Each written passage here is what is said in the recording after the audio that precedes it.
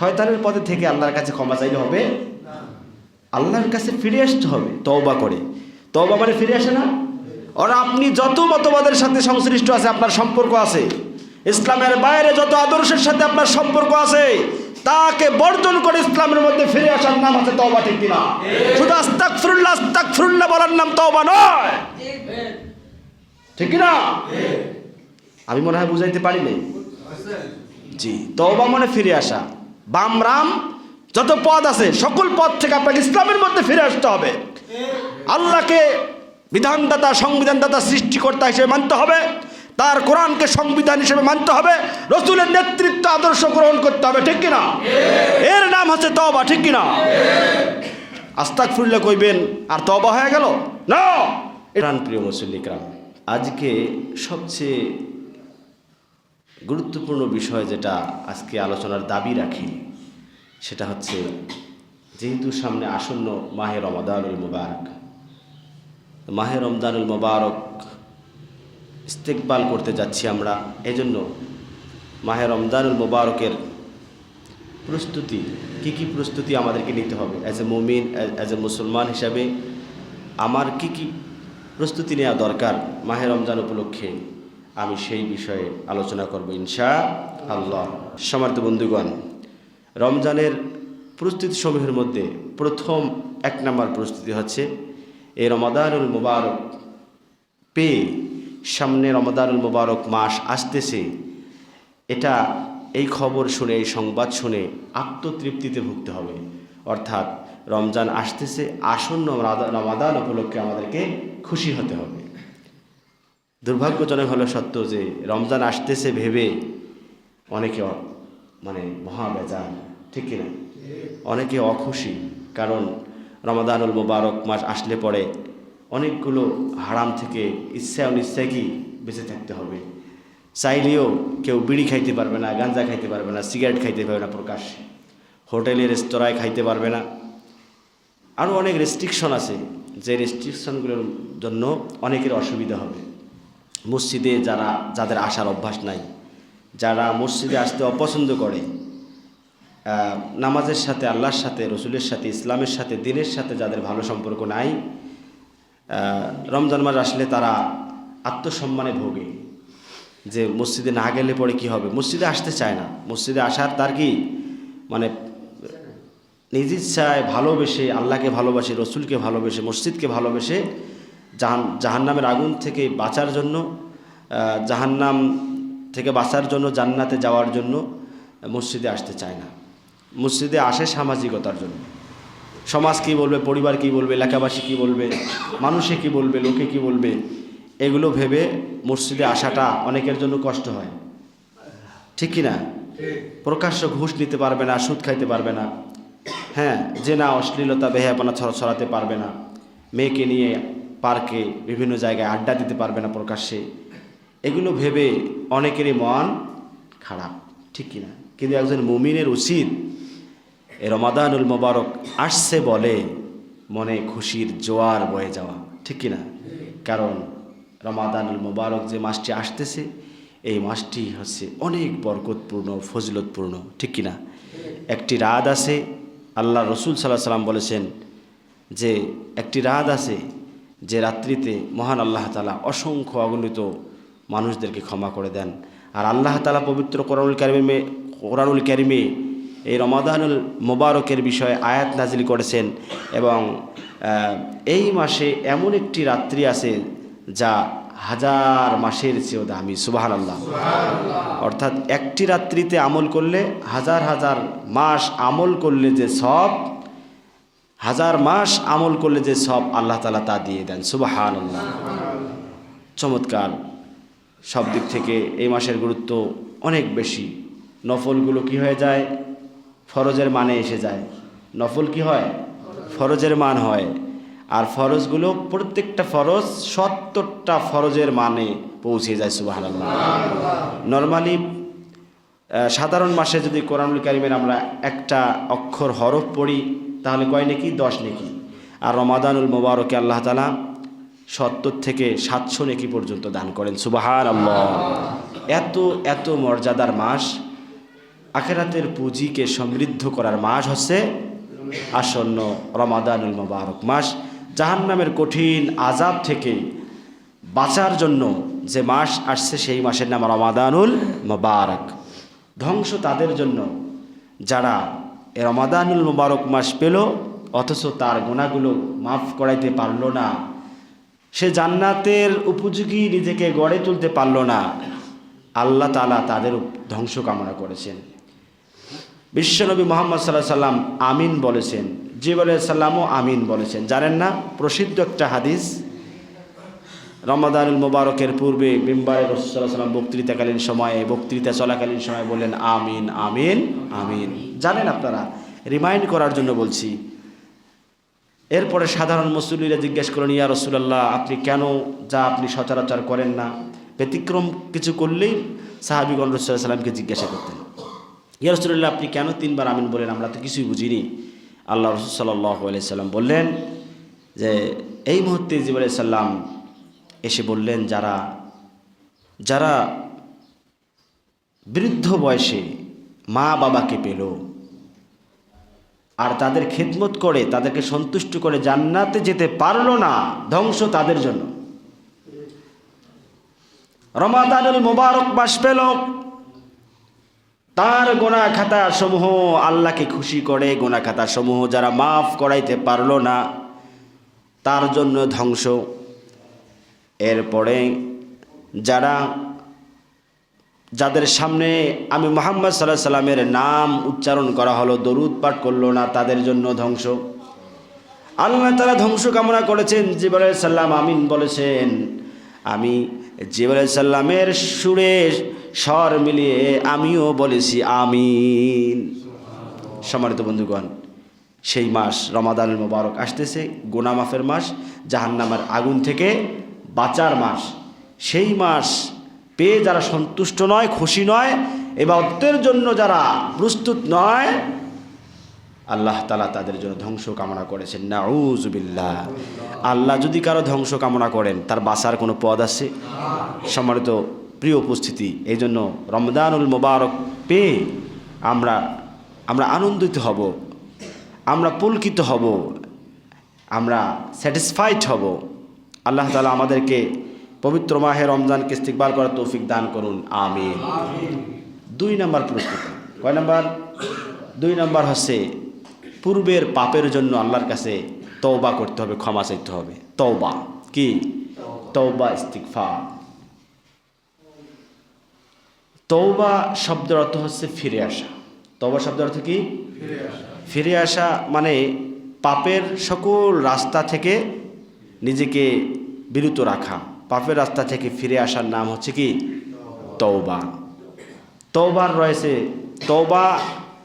রয়েছে 5টা শর্ত। কয়টা? আমরা তো খালি কই তওবা তওবা তওবা, স্টাইলিস্ট, এটা সিনেমেটিক কায়দায় বলি তওবা তওবা তওবা। তওবা নিয়েও ব্যঙ্গ হয়, ঠিক কি না? হয় না? তওবা নিয়েও হাসি ঠাট্টা হয়, গুরুত্বপূর্ণ একটি বিষয়। তো তওবা কবুলের শর্ত হচ্ছে কয়টা? 5টা। 1 নম্বরে পাপের স্বীকৃতি দেওয়া। কি দেওয়া? আমি যে একজন পাপী এটা স্বীকার করে নেওয়া, যে আল্লাহ তাআলা আমি একজন পাপী, নিজের পাপকে স্বীকার করে নেওয়া।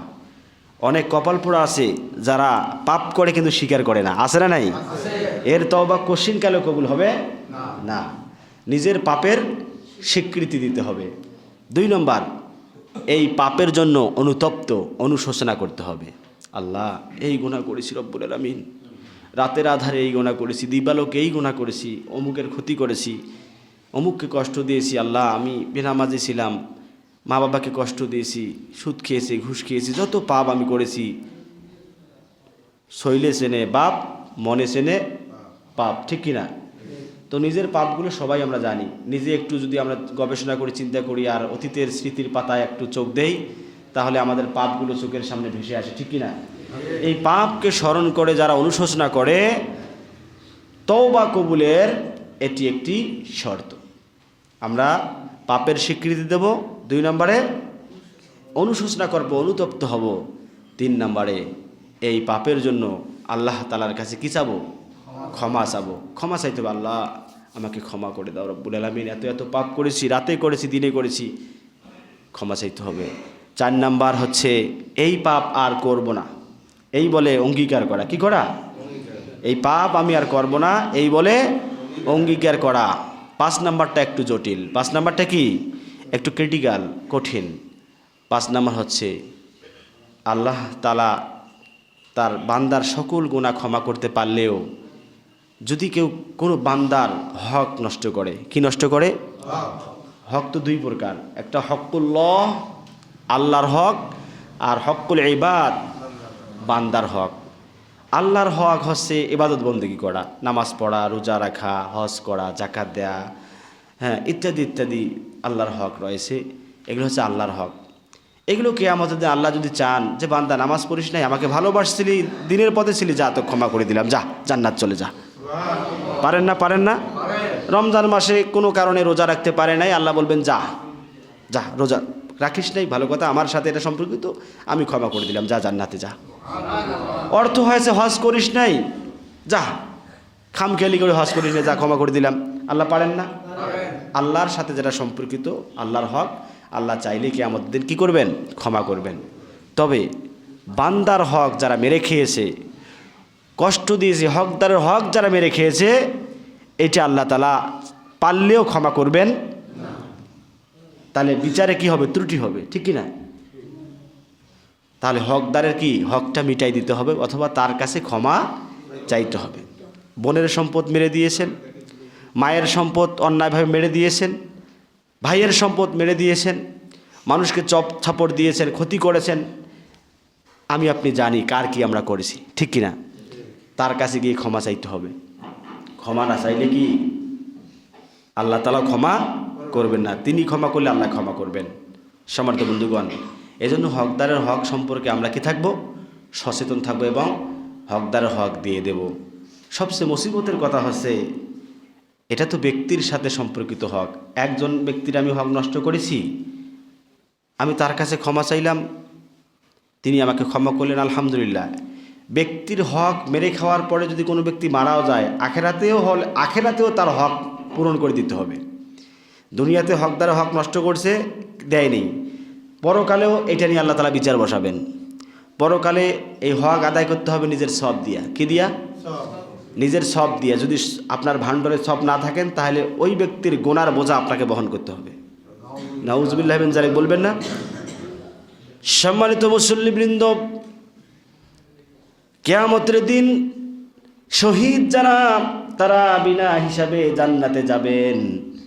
তবে কোনো শহীদের যদি দুনিয়াতে কারোর সাথে ঋণ থাকে, কাউকে কষ্ট দিয়ে থাকে, দুনিয়াবি কোনো কারো হক মেরে খেয়ে থাকে, কিয়ামতের দিন এর দেনা পাওনা বুঝিয়ে দিয়া তারপর জান্নাতে যেতে হবে।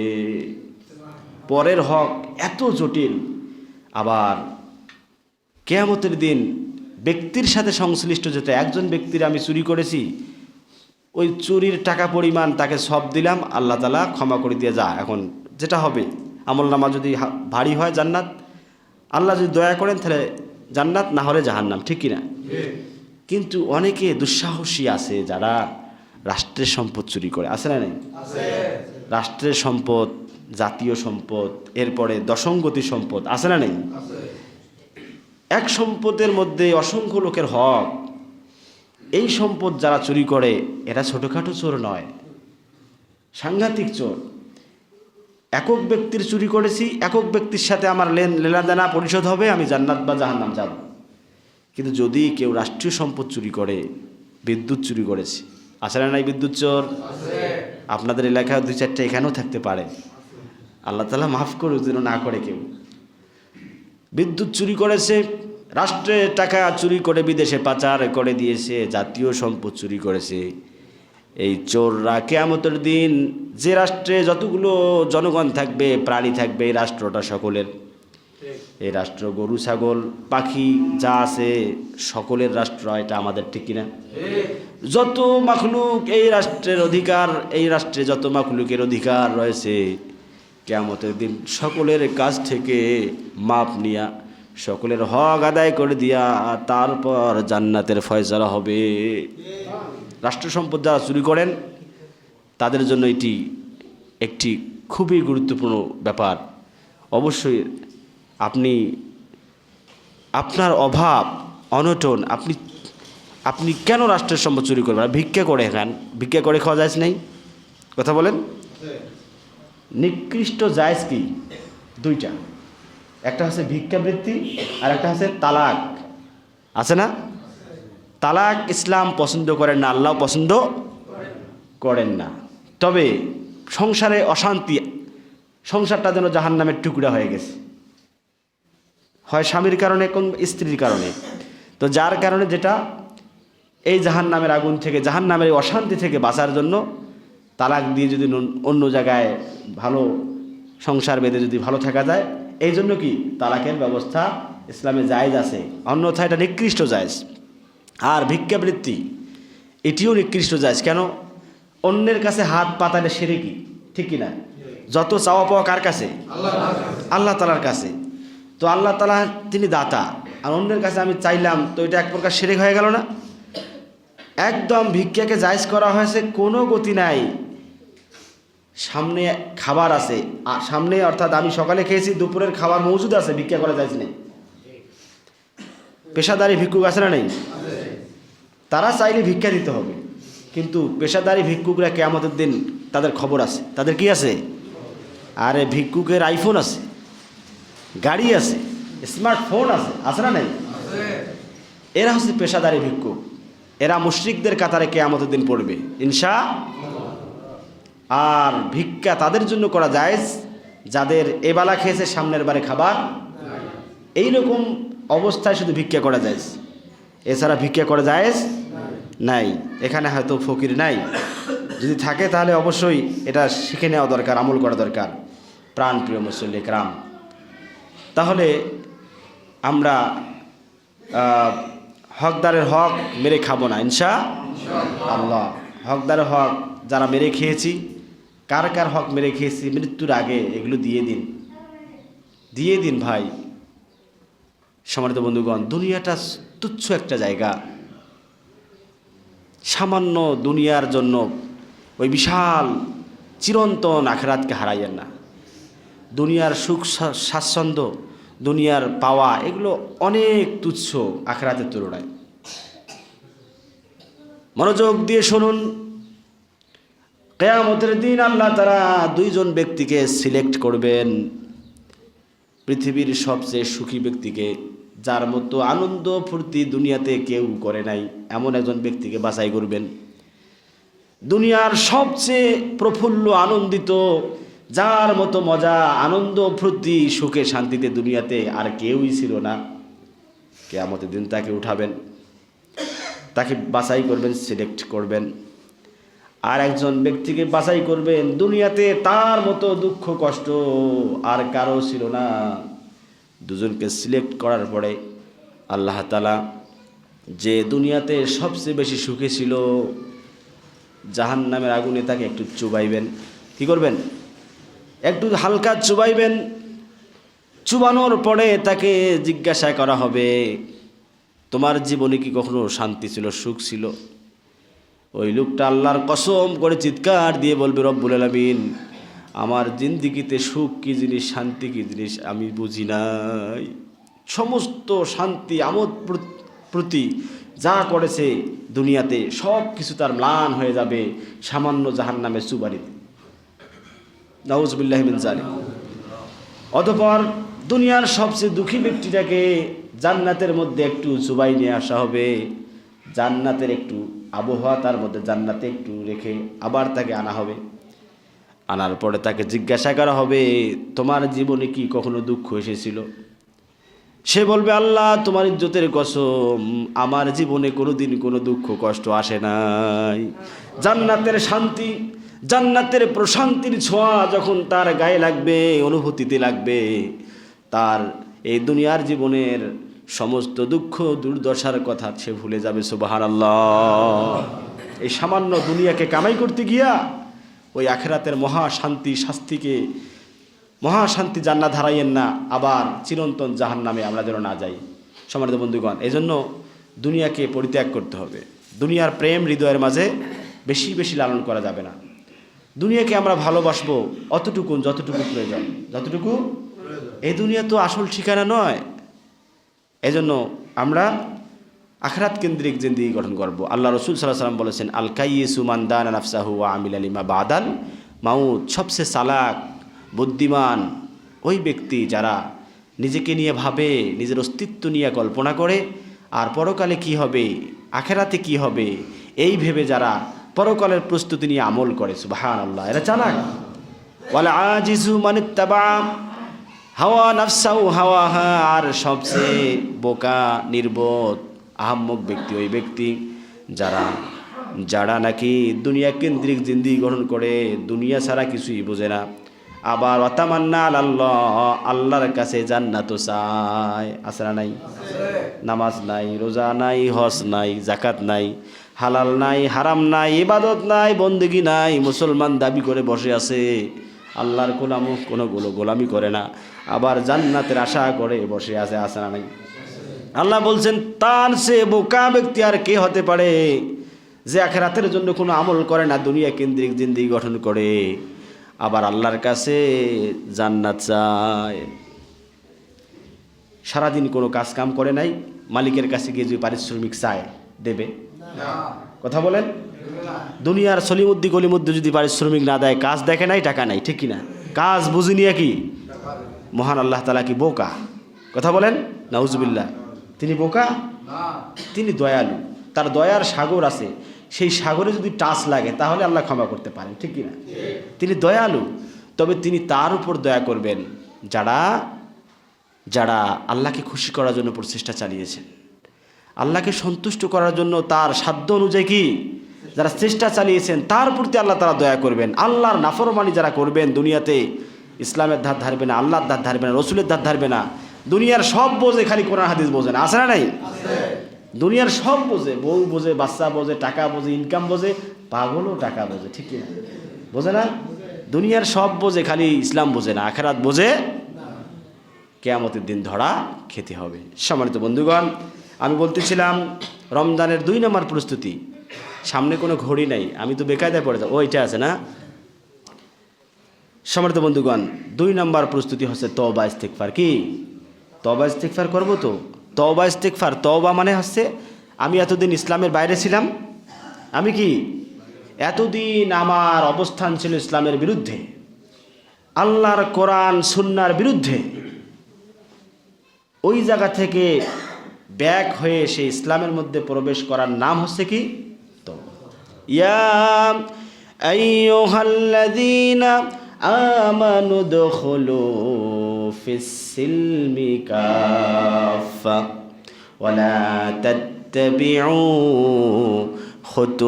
খুতুওয়াতিশ শাইতান। আল্লাহ তাআলা আদর করে ডাক দিয়ে বলেন, ও আমার প্রিয় মুমিন বান্দারা শোনো, তওবা করে তোমরা ইসলামের মধ্যে ফিরে আসো আর ইসলামের মধ্যে পরিপূর্ণভাবে ঢুকো। ওয়ালা তাত্তাবিউ খুতুওয়াতিশ শাইতান, খবরদার তোমরা আর শয়তানের পথ সমূহের অনুসরণ করিও না।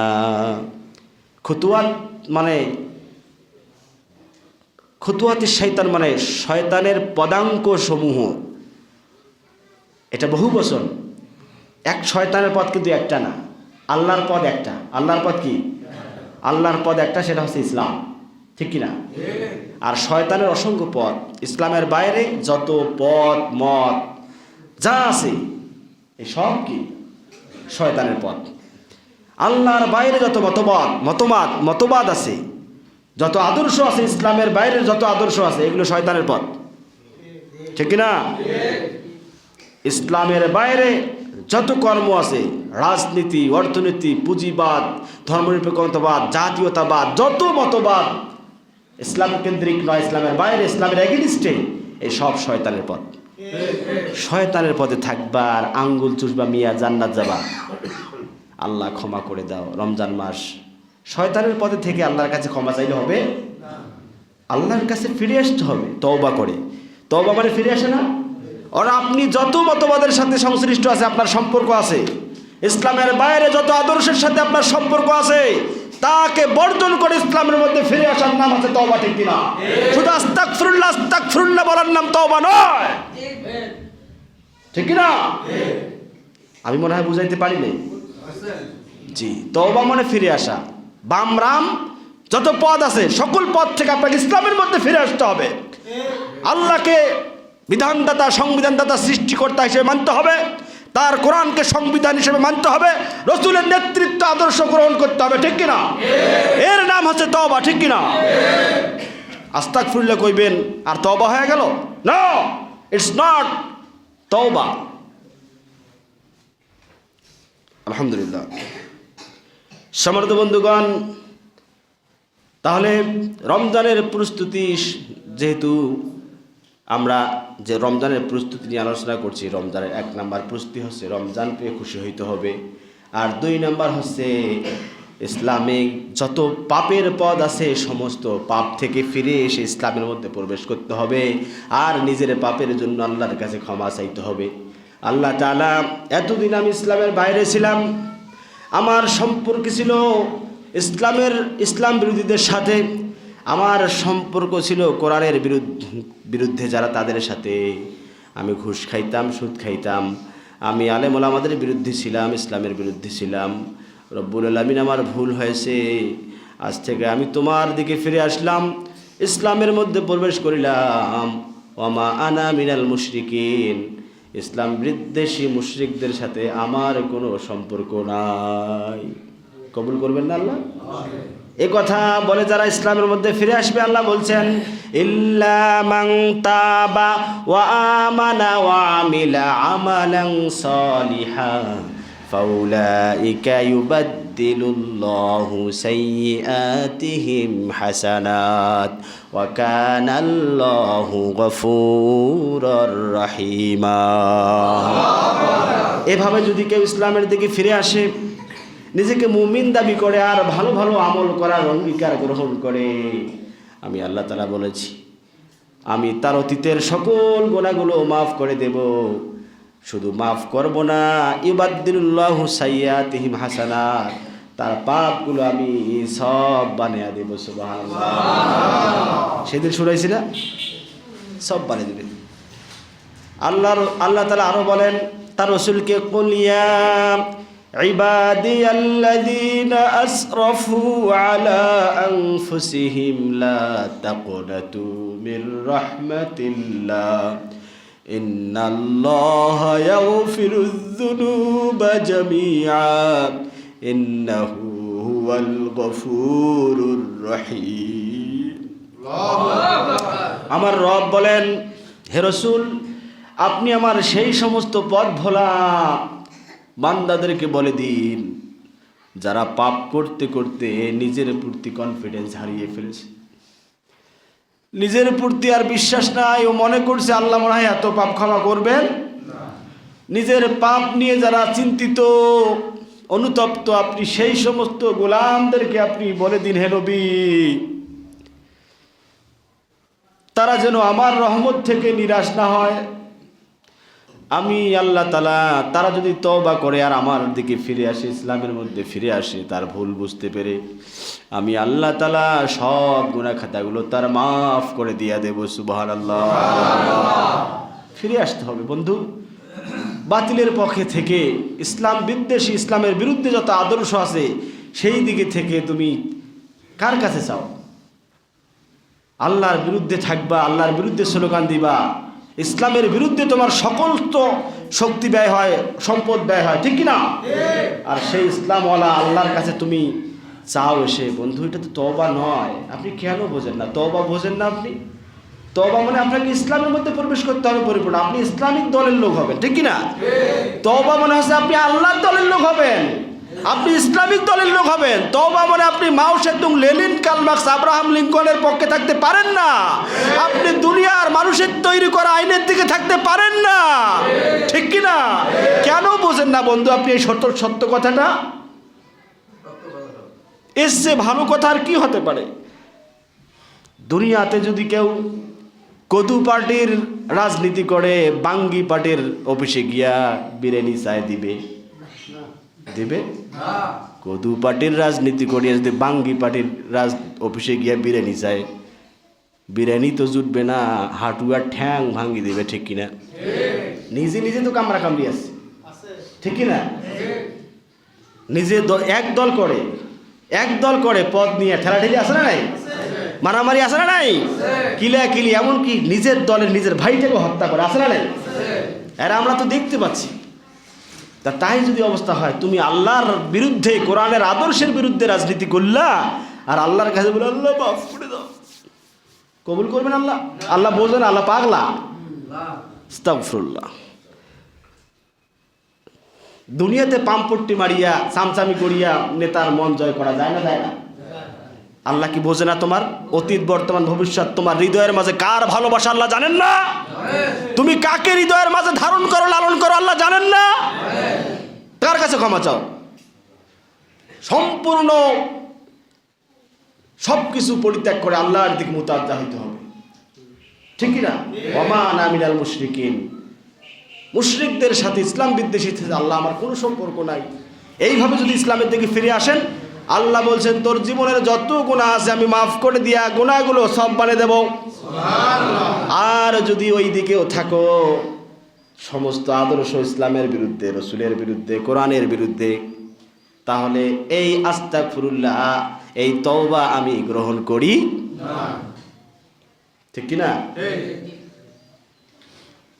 বুঝাতে পেরেছি তওবা? এইটা বুঝাইলে আজকের আলোচনা সার্থক, যদি বুঝতে পারেন।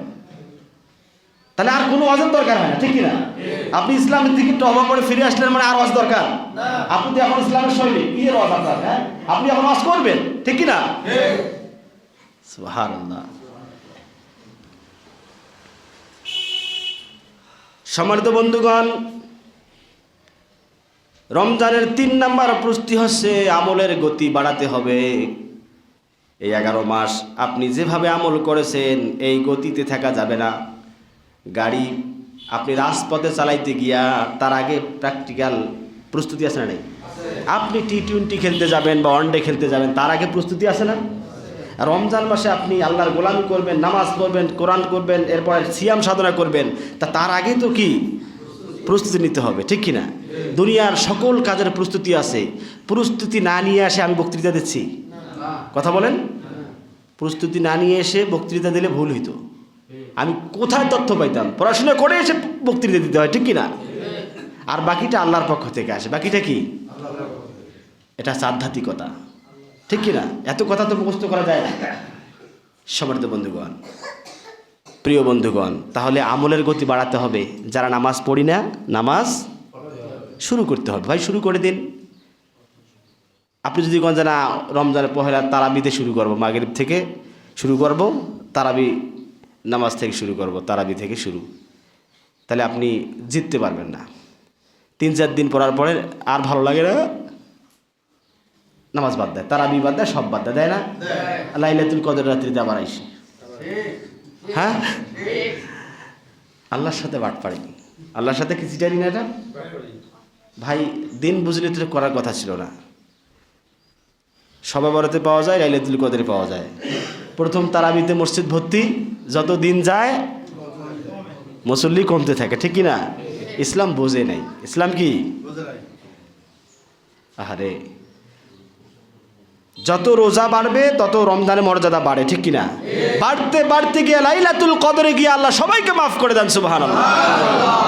আর বদনসিব কপাল পড়া, যত রমজান যায় তত আল্লাহর গোলামি থেকে নিজেকে গুটিয়ে রাখে, ঠিক কিনা? বন্ধু, তো আমরা আমলের গতিটা বাড়িয়ে দেই। যারা নামাজ পড়ি না 5 ওয়াক্ত শুরু করে দেই। এখন থেকে শুরু না করলে আপনি পারবেন না, কারণ শুরু করার তৌফিকটা কে দেন?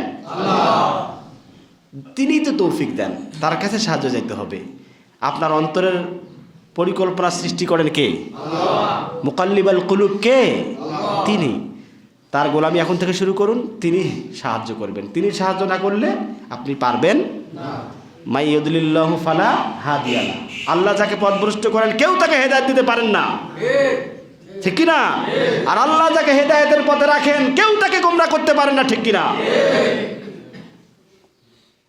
সম্মানিত বন্ধুগণ, তো আমরা আমলের গতি বাড়িয়ে দেব, নামাজ এখন থেকে শুরু করে দেব, ঠিক আছে?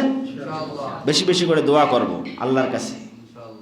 দোয়া আল্লাহ রসুল বলতেন রমজান মাস আসলে, আল্লাহুম্মা বারিক লানা ফি রজবি ওয়া শাবান ওয়া বাল্লিগনা রমাদান। আল্লাহ, রজব এবং শাবান মাসে আমার জন্য বরকত বাড়িয়ে দিন, আর আমাকে রমজান পর্যন্ত পৌঁছিয়ে দিন, আমি যেন রমজান মাস পাই, রমজান মাসটা যেন আমি পাই। আল্লাহ রসুল এবং মুমিনগণ চায়, আর শয়তান মার্কা যারা, তারা কয় কি মুসিবতে আছি সামনে রমজান,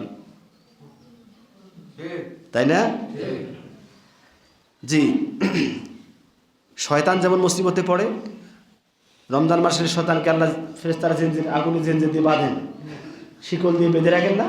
তা শয়তানের জন্য রমজান মাস কি মুসিবতের না? তো যারা মানুষ শয়তান আছে তাদের জন্য রমজান মাসটা মুসিবতের, ঠিক কি না? ঠিক কি না প্রিয় বন্ধুগণ? তো আমরা আল্লাহর কাছে বেশি বেশি দোয়া করি, আল্লাহুম্মা বাল্লিগনা রমাদান, আল্লাহ আমাদেরকে রমজান পর্যন্ত পৌঁছে। আল্লাহ, আরবি বলতে না পারেন, কে বলছে আপনাকে আরবি দিয়ে দোয়া করতে হবে? আপনার সমস্ত আবেগ দিয়ে আপনি দোয়া করবেন। রব্বানা আতিনা ফিদ দুনিয়া, কিছু বুঝি না, বোঝেন?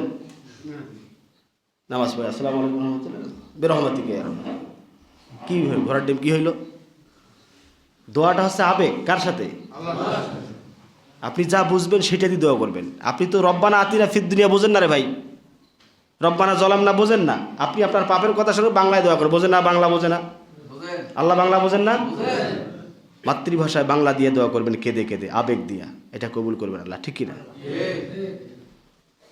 ঠিক আছে, আল্লাহর কাছে দোয়া করবেন, আল্লাহ রমজান পর্যন্ত পৌঁছিয়ে দাও। আল্লাহর কাছে যারা চায় না, আল্লাহ রাগ হন। মাল্লাম ইয়াসআলিল্লাহ ইয়াগদিবু আলাইহি, আল্লাহ তাআলা রসূল সাল্লাল্লাহু আলাইহি ওয়াসাল্লাম বলেছেন, যে ব্যক্তি আল্লাহর কাছে চায় না, আল্লাহ খুব রাগ করেন তার প্রতি। এলাকার সবচেয়ে ধনী ব্যক্তির কাছে কেউ চান্দা নিতে যায় না, টাকা নিতে যায় না, ভিক্ষা নিতে যায় না, ওর কি সম্মান আছে? কথা বলেন, আছে বলেন? আত্মমর্যাদা লাগবে না? হ্যাঁ, তা আল্লাহ সব কিছুর মালিক, তার কাছে যারা চায় না তারা কি? আল্লাহ তার উপর কি হন? রাগান্বিত হন। আর আল্লাহ তাআলার কাছে কেউ চেয়ে যদি না পান, আল্লাহ যদি না দেন, আল্লাহ লজ্জিত হন। আল্লাহ কোনো বান্দার কোনো প্রার্থনাকে ফিরিয়ে তিন ভাবে দেন। কয় ভাবে দেন? ইনস্ট্যান্ট, সাথে দিয়ে দেন, দেয় না? আমি পেয়েছি। আবার অনেকেরা সাথে দেয় না, কিছুদিন পরে, যখন বান্দার জন্য যেটা দরকার, এখন দরকার নাই, পরে ওইটা দরকার, যখন দরকার তখন দিয়ে দেবেন, সুবহানাল্লাহ। আর যদি দুনিয়াতে না দেন, আখিরাতে দিবেন, সুবহানাল্লাহ। কোনো দোয়া ব্যর্থ হয় না, সুবহানাল্লাহ। আখিরাতে দরকার আছে না নাই? আর ভাই, দুনিয়াতে কোনো দোয়া কবুল হয় নাই মানে আপনি বেশি ভাগ্যবান, আখিরাতে আপনি পাবেন, সুবহানাল্লাহ। আল্লাহর কাছে চাবো না? চাই না, চাইলে আল্লাহ কি হন? বেজার হন, রাগান্বিত হন। এজন্য আল্লাহ তাআলার কাছে চাইবো, তার ভান্ডারে তো অভাব নাই বন্ধু। এজন্য আমরা আল্লাহ তাআলার কাছে চাইবো ইনশাআল্লাহ। এখানেই আলোচনা শেষ করছি। 14টা প্রস্তুতি আছে, কয়টা কইলাম? 4টা না 3টা? 3টা না 4টা দোয়া করতে হবে। আরও 10টা ইনশাআল্লাহ আগামীতে আমরা শুনবো। আল্লাহ তাআলা আমাদের প্রত্যেককে রমজানের প্রস্তুতি নিয়ে আমল করার তৌফিক দান করুন, আমিন।